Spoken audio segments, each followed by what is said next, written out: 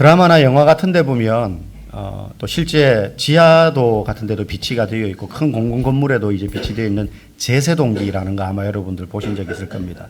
영화 같은 데 보면 응급실에 의식을 잃은 환자가 갑자기 확 황급히 들어오면 이제 의식이 없으니까 뭐 이렇게 진단을 해야 되는데 일단 의식을 깨우기 위해서 어떻게 합니까? 의사가 제세동기 가져와가지고 촥 비벼가지고 가슴에다가 쫙 댑니다.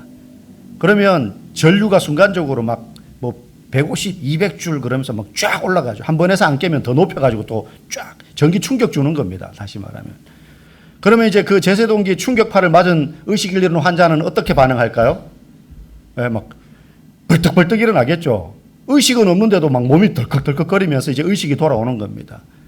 근데 만약에 쫙 했는데 덜컥거렸는데 어유 시원하다 이러면서 만약에 깬다면 얼마나 그게 말이 안 되는 상황이겠습니까? 강제적으로 몸이 막 반응하게 만드는 거죠. 예수를 믿을 때에 보이진 않지만 영혼 안에 일어나는 그 사람의 영혼 안에 일어나는 변화가 마치 의식 잃은 환자에게 제세동기를 갖다 댈 때와 같다고 봅니다. 영적으로 마비되어 있는 거예요.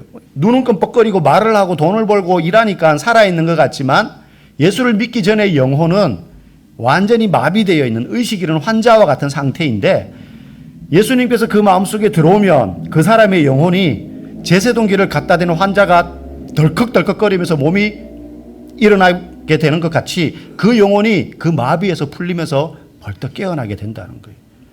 그게 예수를 믿을 때 우리의 영혼 안에 일어나는 변화입니다. 오늘 본문에 보면 그렇게 온몸이 마비된 상태로 8년 동안 누워있던 에니아라는 한 여성이 나옵니다. 이 여성에게 베드로가 찾아가서 일으켜 세워요. 고친다는 거죠. 여러분 혹시 완전히 몸이 굳어서 마비되어 있던 환자가 일어나는 거 보셨어요? 의사의 치료가 아니라 기도로 일어나는 거 보셨습니까? 제가 20살 때 이제 선교 훈련 받는 단체에서 훈련을 이제 한 1년 동안 받았는데 거기에 있는 학생들이 1년에 1학기 때 한 번, 2학기 때 한 번 한 10대 명씩 조를 짜가지고요. 전국의 낙도, 오지, 섬, 시골, 그러니까 막 진짜 분교 있고 막 이런데 조그마한 동네에 가서 4박 5일 동안 이제 거지 전도 여행을 합니다. 오고 갈 때 타는 차비만 학교에서 지원해주고 4박 5일 동안 그 지역에서 먹고 자고 하는 거 너네가 알아서 해결하면서 전도해. 그렇게 가지고 이제 전도 훈련을 시키는 프로그램이 있었어요. 이제 단양에 갔을 때인데 이제 교회 아주 시골 마룻바닥 교회 거기서 저희가 평소에 자고 이제 낮에는 계속 밭일도 도와주고 전도도 하고 아이들 성경학교도 해주고 하는데 그 교회를 담당하시는 분이 이제 전도사님이셨거든요. 주중에는 학교 갔다가 오고 막 왔다 갔다 하시는 분이에요. 그래서 그분이 우리가 가기 전에 자기 교회에 할머니 할아버지 부부가 계신데 할머니가 갑자기 몸이 굳어가지고 교회 안 나온 지 한 달이 넘었다는 거예요. 이유를 모른대요. 그래서 저희가 이제 가기 전날이니까 저녁에 같이 가서 기도나 한번 해 주십시오 해서 이제 저희들이 전부 갔어요. 다 제 또래예요. 20살, 뭐 나이 많아야 25살 뭐 이렇게. 형님들, 누나들. 30이 안 됐죠. 그래서 쭉 몰려가가지고 시골에 그 밤에 깜깜한데 동네 이제 그 할머니 집에 갔는데 보니까 할머니가 진짜 방 한쪽에 이렇게 누워있는데 눈도 못 뜨고 있는 거예요. 이렇게. 옆에서 아무리 흔들어도 반응도 없고 음식도 죽 써가지고 할아버지가 막 이렇게 입에 강제로 넣어줘가지고 지금 연명하고 있는 거예요. 손가락 하나도 갖다 못해. 이유를 몰라요. 그 나이는 이제 7순이 훨씬 넘으신 분인데. 그래서 저희는 이제 기도나 하고 가야겠다 하고 이제 기도를 하는데 그날 잠시만 하고 가려고 했던 기도가 2시간을 하게 됐어요. 2시간 동안 청년들 10대 명이 그 깜깜한 시골에 저녁 8시만 되면 조용한데 10대 명이 통성으로 주야 나중에 이제 그렇게 기도가 됐거든요. 통성 집회처럼 막 하니까 온 동네 개들이 막 다 깨가지고 짖고 막 하여튼 난리가 났어요. 동네가. 2시간을 기도했는데 나중에 그 할머니가 일어나서 춤을 췄습니다. 일어나가지고 처음에 손이 풀려들만 일어나가지고요. 할아버지가 너무 놀래가지고 임자 그러면서 자꾸 이렇게 해가지고 처음에는 손을 잡고 방을 돌더라고요. 나중에 할머니가 자기 발로 걷고 손 놓고 걷고 막 찬송하고 우리는 그분을 고치려고 간 게 아니에요. 그냥 가기 전날 이제 기도는 한번 해드리자 부탁을 하셨으니까 전도사님. 그래서 기도하려고 갔는데 여차저차 나중에 자세히 그런 이야기를 할 기회가 있을 겁니다. 어떤 과정에서 그분이 일어나게 된지. 그 2시간 동안 별일이 다 있었어요. 영적 전투가. 그래서 막 우리 멤버 중에도 한 명 갑자기 쓰러지고 기도하다가 누나 한 명이 쓰러지고 다시 할머니 붙잡고 기도하다가 다시 이 누나 붙잡고 막 기도하고 다시 깨가지고 또 붙잡고 기도하고 하다가 할머니가 일어난 거예요. 그래가지고 그 다음날 새벽 예배에 모시러 갔더니만 혹시나 싶어가지고 갔더니만 할머니가 위아래 하얀 치마 한복 저고리를 입고 고무신 신고 할아버지랑 새벽 예배 오려고 이미 차비를 하고 계시더라고요. 그리고 그 전사님이 너무 막 좋아하시고 힘을 얻고 그렇게 기뻐했던 경험이 있습니다. 오늘 이 애니아라는 여성은요, 한 달이 아니고 무려 8년 동안 중풍병에 걸려 누워 있었어요. 중풍병. 여러분 중풍병 걸린 사람 보시죠. 푹 맞았다 그러잖아요, 옛날에. 옛날에 어른들 보면 그런 분들이 있었잖아요. 푹 맞았다. 제가 아는 목사님 한 분은 몸 전체에 풍이 온 건 아닌데 구안와사 아시죠? 입이 돌아갔어요. 입이 목회하시다가. 예. 그래서 이제 나중에 입이 돌아가니까 설교를 할 수가 없는 거예요. 그래서 이제 목회를 내려놓으시게 되었거든요. 입에 풍이 온 거죠, 쉽게 말하면. 이분은 8년 동안 중풍병. 요즘도 그렇지만 그 당시 사회, 1세기 사회에 중풍병이 걸렸다? 가망 없는 인생입니다. 뭘 할 수 있겠습니까? 지금처럼 사회제도가 있어가지고 누가 와서 방문해서 요양사가 도와주기를 할 수 있습니까? 돈을 주고 사람을 고용해서 이 사람 병간호하라고 할 수 있겠습니까? 그런 거 없어요. 그냥 그렇게 있다가 말라 죽는 거예요. 겨우 죽지 않도록 이제 뭐 먹을 거나 입에 넣어주면 그거 씹어서 넘기고 그렇게 살고 있는 겁니다. 사람이 아닌 거죠. 완전히 사회에서 배척당한 사람. 다시 스스로 일어날 수 있는 가능성은 제로에 가까운 그런 사람이 중풍병 걸린 8년째 누워있는 애니아라는 여성도였어요. 그런데 베드로가 그 집에 이제 오도록 아마 성도들이 요청을 했겠죠. 좀 와서 고쳐주십시오. 그래서 이 베드로가 가서 그를 고치는데 이상한 말을 합니다. 어떻게 고치느냐? 34절 말씀 우리 같이 한번 읽어보겠습니다. 애니아야, 예수 그리스도께서 너를 낫게 하시니 일어나 네 자리를 정돈하라. 아멘. 여기서 예수 그리스도께서 너를 낫게 하시니, 낫게 하다, 이게 우리말에는 잘 표현이 안 되는데 영어나 이제 외국어 보면, 헬라어에 보면 시제가 분명히 나옵니다. 현재형이에요. 그러니까 이게 예수님께서 너를 낫게 하실 것이다, 이게 아니고 지금 너를 고치고 계신다, 이런 뜻이에요. 예수님이 애니아야 지금 너를 고치고 계신다. 실시간으로 낫는다는 거예요, 지금. 여러분, 이게요, 아무 말 아닌 것 같지만 기독교와 세상 종교를 가늠하는 큰 기준이 됩니다. 세상 종교는요, 항상 어떤 결과를 주기 전에 행동을 요구해요. 예를 들어 뭐 이런 상황이라면 네가 먼저 힘쓰고 애쓰고 노력해가지고 네 침상에서 일어나려고 먼저 수고해봐. 힘을 다 동원해봐. 그렇게 네가 열심히 하면 그거 보고 내가 고쳐줄게. 그러니까 조건과 대가를 거는 거죠. 결과는 대가로 주어지는 거예요. 네가 먼저 뭘 해. 그러고 나면 그거 보고 내가 너 정성 보고 갸륵해서 고쳐줄 수 있어. 이게 세상의 종교가 사람들에게 요구하는 거예요. 그런데 복음은 그렇지 않아요. 복음은 어떠냐? 행위가 먼저가 아니라 결과가 먼저예요. 결과가 먼저예요. 예수 그리스도께서 이미 너를 고치신다. 그리고 이미 너를 고치셨다. 그러니 네 자리를 들고 일어나 걸어라. 무슨 말입니까? 베드로는 애니아라는 이 여인에게 조건을 걸지 않았어요. 네가 8년 동안 지금 중풍병에 걸려 누워있어. 네가 나을 만한 근거를 대봐. 여기 나한테 병 고쳐달라고 찾아오는 사람 천지야. 너보다 더 위중한 사람 많아. 왜 내가 너를 먼저 고쳐줘야 되지? 너를 먼저 고쳐줘야 될 만한 뭔가 근거를 내게 보여줘봐. 이유를 대봐. 여러분, 보통 세상 종교는 그렇게 이야기하지 않습니까? 더 급한 사람이 있잖아. 저 사람이 나한테 더 많은 정성을 보이는데 너도 그 정도 정성은 보여야지. 그런데 복음은 그렇지 않다는 거예요. 이 애니아는 자기의 병이 나을 만한, 고쳐줄 만한 정당성, 어떤 착한 일을 했다든지 아니면 그만한 조건, 대가를 지불하겠다고 약속을 했다든지 그런 거 전혀 없습니다. 오직 베드로가 이 여인을 고쳐줄 땐 예수님이 하신 일을 근거로 그냥 일으켜 세우는 거예요. 기적은 놀라운 거지만 더 놀라운 건 바로 이 원리에 있는 거예요. 복음은 우리에게 대가를 바라지 않습니다. 저와 여러분이 구원받을 때 하나님이 내가 내 아들 예수 그리스도를 십자가에 못 박혀서 너희들을 살려줄 텐데, 죄에서 구원해 줄 텐데, 영생을 선물로 줄 텐데 받을 만한 자격을 내게 보여. 그런 사람은 내가 구원을 선물로 줄게. 그렇게 하시지 않으셨어요. 누구나 예수 그리스도를 믿으면 구원받는다. 왜? 뭘 근거로? 예수님이 이미 십자가에 우리를 위하여 죽으셨기 때문에. 죽으셨기 때문에. 베드로의 이 외침, 예수께서 너를 낫게 하시니 일어나 걸어라, 이 말은 바로 그걸 말해줘요. 아, 복음은 우리에게 어떤 대가를 바라는 게 아니구나.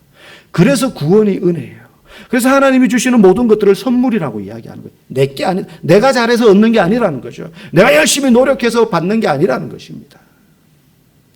그런데 우리는 신앙생활 하면서 끊임없이 하나님께 나의 행위를 통해서 나를 증명해서 내가 그런 복을 받을 만하잖아요. 내 기도 응답될 만하잖아요. 하나님이 들어주셔야 되잖아요. 어떤 결과를 얻어내려고 해요. 나의 수고와 행위와 노력을 통해서. 그래서 열심히 신앙생활 하면서 마음속에 어떤 기대 강상이 있느냐 하면 내가 이만큼 금식 열심히 했으니까, 내가 이만큼 열심히 헌신했으니까 하나님이 내 기도를 다른 사람보다 더 잘 들어주셔야 되는 거 아닌가 하는 기대가 우리 안에 항상 도사리고 있습니다. 반대로 신앙생활에 소홀히 한다고 느껴지면 하나님 내 모습 보시고 혹시 벌 주시면 어떡할까? 또 이렇게도 우리는 생각을 한다는 거예요. 복을 받고 벌을 받는 게 마치 내 행동에 이유가 있는 것처럼 우리는 생각을 해요. 그 결과, 내 행위의 결과에 따라서 복이나 벌을 주시는 하나님이라고 우리는 항상 머릿속에 생각한다는 거예요. 실제 이 사고는요, 이 일은 실제 기독교 역사에도 오랫동안 있었어요.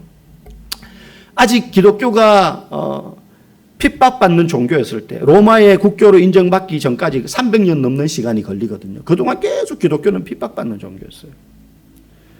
로마 역사의 황제들 역사 중에 5대 핍박의 5대 황제, 3대 황제 추릴 수 있을 정도로 너무너무 핍박을 많이 받았어요. 300년 동안. 그런데 그 핍박받는 동안 초대교회 내에 어떤 분위기, 이상한 분위기가 생기느냐 하면 순교를 가장 큰 헌신의 열매로 봐요. 여러분, 순교가 헌신의 열매입니까? 아닙니까? 순교. 아무나 할 수 있어요? 여러분 중에 만약에 순교의 자리로 가라 그러면 가실 수 있는 분 있습니까?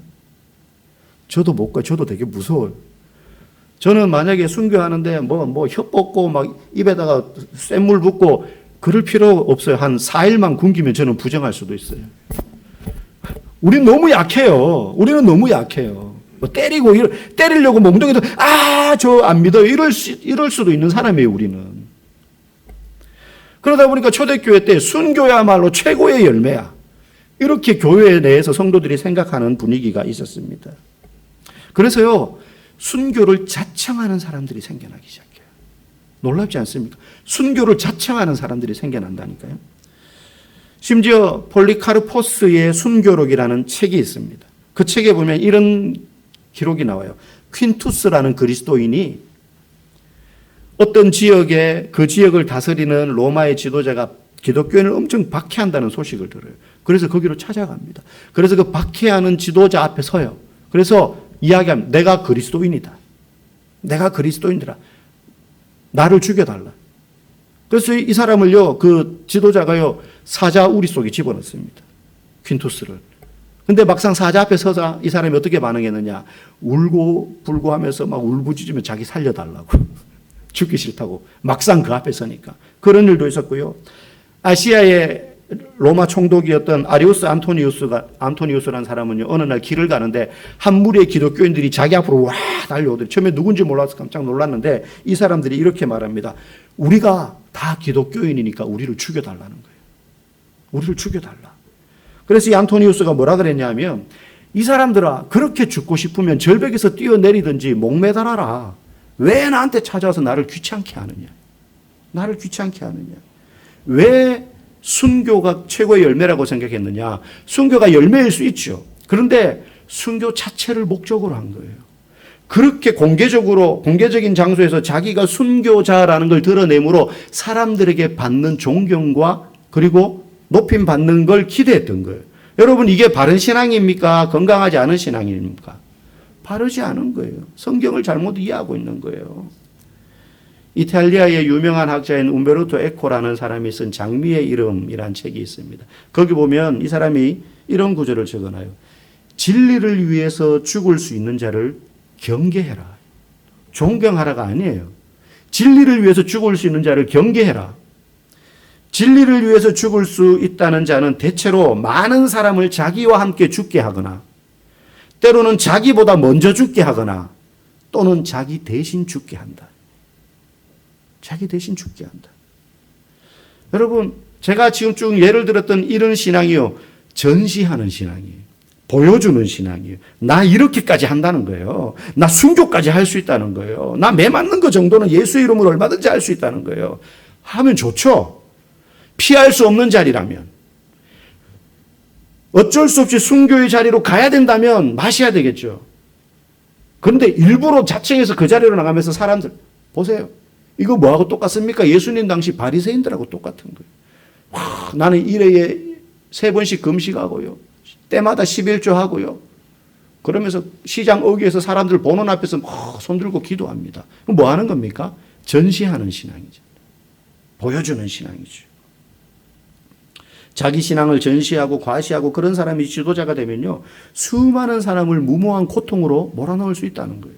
그래서 진리를 위해 죽을 수 있다는 자를 경계하라라고 이야기하고 있습니다. 여러분, 예수님조차도 뭐라고 하셨습니까? 마태복음 10장 23절에서 거기 보면 제자들을 둘씩 짝지어가지고 전도하러 보내는 거예요. 선교하러 보내는 장면이에요. 그렇게 보내면서 예수님이 당부하시는 말씀이 나와요. 뭐라고 하시느냐? 이 동네에서 너희를 박해하거든 피하라 그래요. 예수님이 제자들 보고, 야, 어느 동네 들어가서 내 이름으로 복음을 전하다가 너희들을 박해하잖아. 그럼 도망가. 거기서 목 들이밀고 죽여라 이러지 말고 도망가라. 피할 수 있는데 왜 굳이 순교하러 가냐 이거예요. 왜? 무슨 이야기예요? 복음은 우리에게 과격하고 급진적인 신앙의 모습, 기적과 또 극단적인 어떤 변화를 추구해서 자신을 증명하는 것. 내가 이런 것도 경험했어. 나는 이런 일도 할 수 있어. 나는 이렇게까지 헌신해봤어. 내가 교회를 위해서 집도 팔아보고, 내가 내 자식을 목회자로 내어놓고, 우리 아들들 전부 다 선교사로 나갔어. 너무 감사하고 좋은 일인데, 그게 자기의 의가 되고 자기 자랑이 되고 자기의 공로가 되면 그거는 복음을 잘못 이해하고 있다는 거예요. 베드로가 에니야를 고치는데 에니야가 고침받기 위해서 뭔가 한 게 아무것도 없어요. 그런데도 고치잖아요. 왜? 예수님이 이미 그녀를 위해 하신 일이 있기 때문에. 하신 일이 있기 때문에. 예수님께서요, 십자가에서 우리의 죄와 연약함을 위하여서 이미 다 이루었다 하고 선언하셨어요.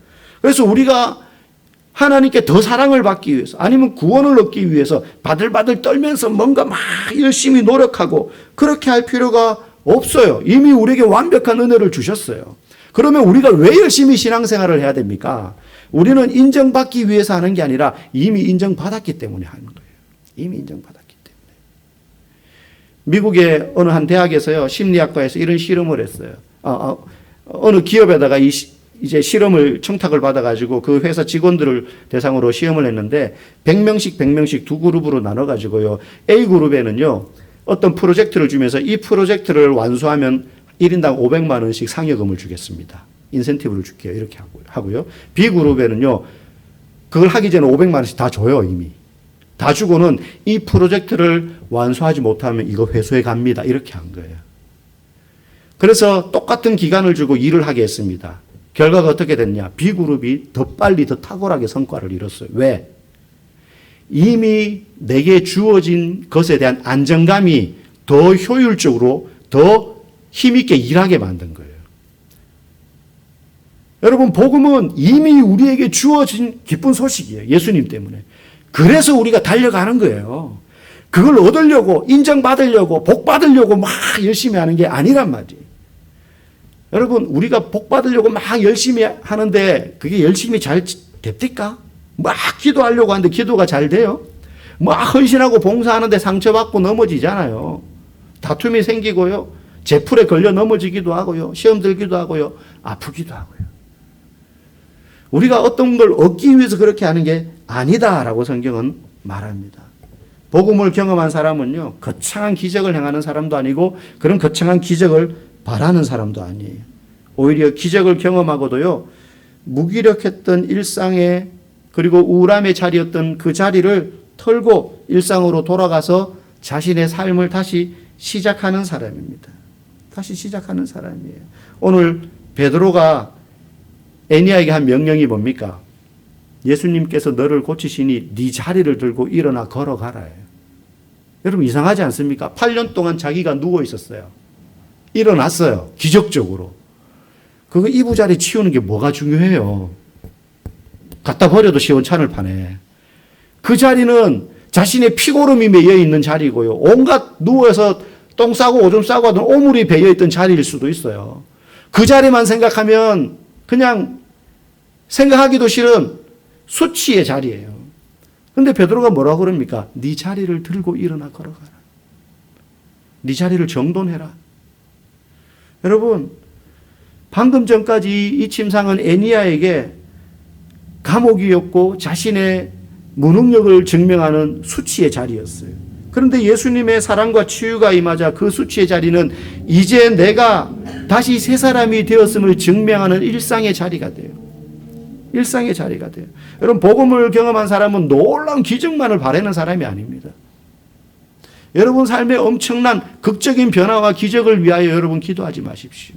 저도 지금 목사가 되었지만 제가 신학교 갔더니만은 그 체프를 드리면 그 매일 예배를 드리거든요. 점심 식사 전에 신학생들은. 그럼 이제 주로 교수님들이 일주일에 4일을 체프를 하면 한 2, 3일은 교수님들이 돌아가면서 설교를 하시고 하루나 이틀은 외부 강사가 오세요. 목사님들이, 현직 목회자들이.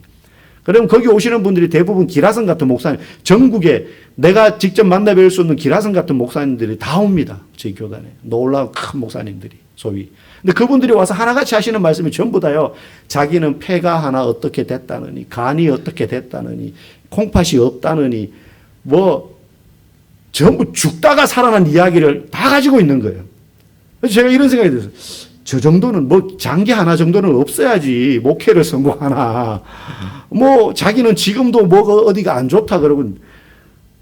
저는 한 번도 그런 적이 없어요. 너무 건강한 거예요. 너무 잘 먹고 잘 자고 아무리 운동을 해도 살이 안 빠지고 밥맛만 좋고 막 이런 거예요. 그래서 뭐가 하나 좀 고장이 나야 되나?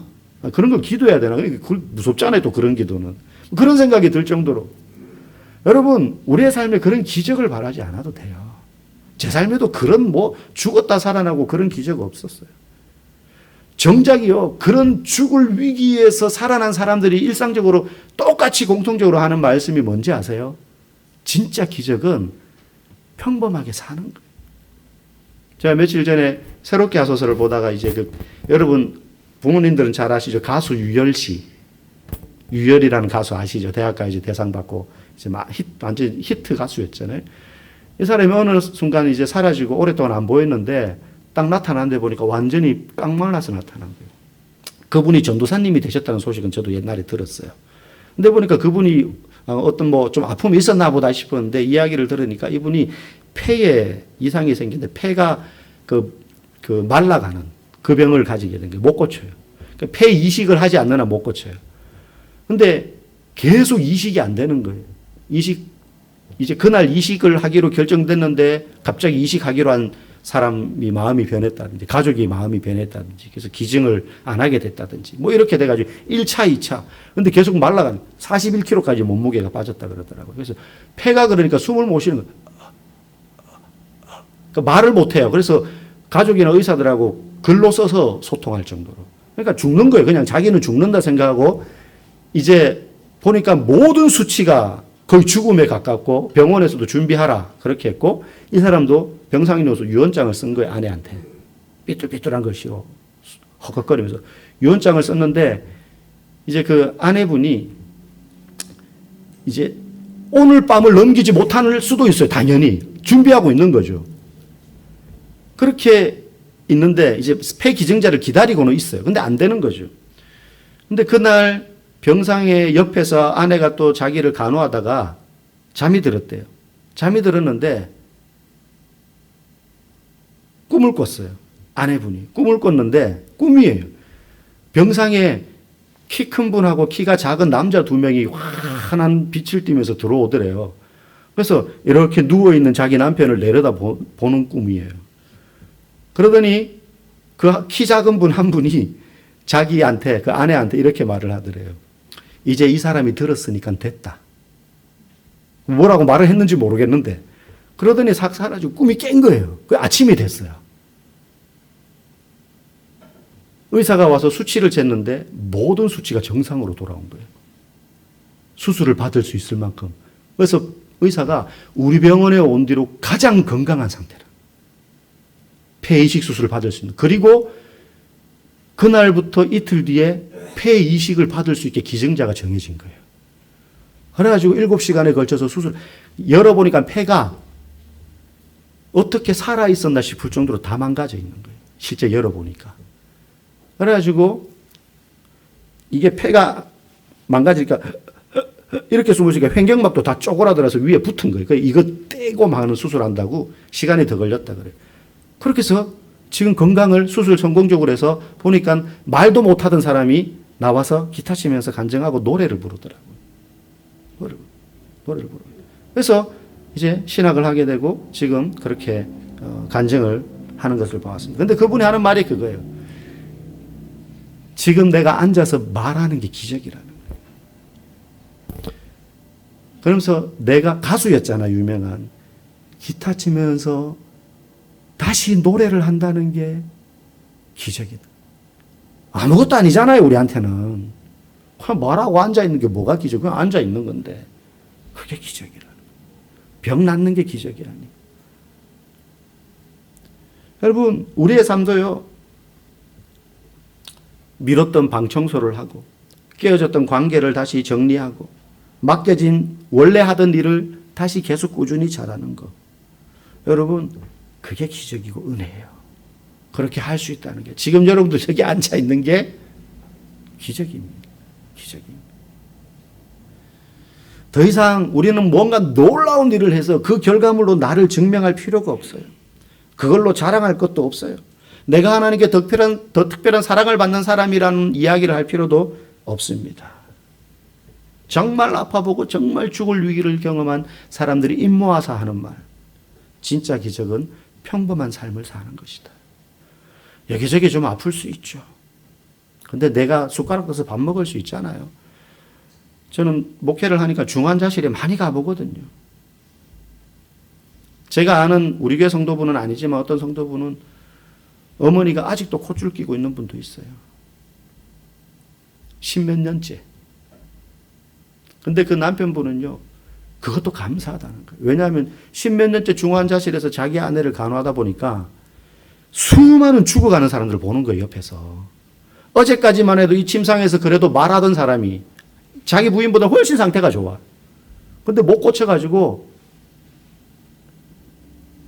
얼굴 덮고 가는 거예요. 그거 보면서 눈 껌뻑껌뻑거리고 고개 돌리면서 말도 못하고 의식도 없는데 그렇게 하는 것만 해도 감사하다. 감사하다. 오늘 35절에 보면 이 사건의 결론이 이렇게 기록되어 있습니다. 우리 같이 읽어봅시다. 룻다와 사론에 사는 사람들이 다 그를 보고 주께로 돌아오니라. 아멘.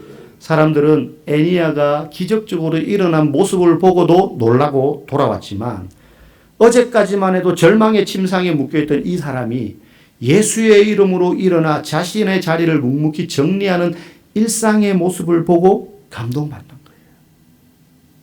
그가 기적을 경험했다 그래가지고 뭐 대단한 사람이 되는 게 아니지 않습니까? 일상에서 여전히 그가 하던 이부자리를 정리하고 삶의 시간들을 이어가는 거예요. 여러분, 여러분의 마음을 억누르고 있는 영적 마비가 있어요. 내가 뭔가 열심히 해가지고 하나님한테 원하는 복을 받고 싶은 갈망, 사람들에게 인정받고 싶은 욕구, 또 내가 잘 돼야 내 믿음이 증명되고 하나님이 영광 받는 거지 라고 생각하는 욕구. 아닙니다. 내가 잘 못한다고 해서 하나님의 영광이 가려지고 내가 잘한다고 해서 하나님의 영광이 더 드러나고 그런 것과 상관없이 하나님은 영광 받으시기에 합당하신 분이에요. 상관없어요. 진짜 은혜를 경험한 사람은 교회 청소합니다 그러면 목사님이 또 안 나가면 뭐라 할 텐데, 아니면 내가 안 나가면 누가 나가지? 이런 생각하기 전에 감사합니다 주님, 주를 위해서 섬길 수 있는 기회를 주셔서 감사합니다 하고 나오는 거예요. 6월달 청소가 이제 얼마 안 남았는데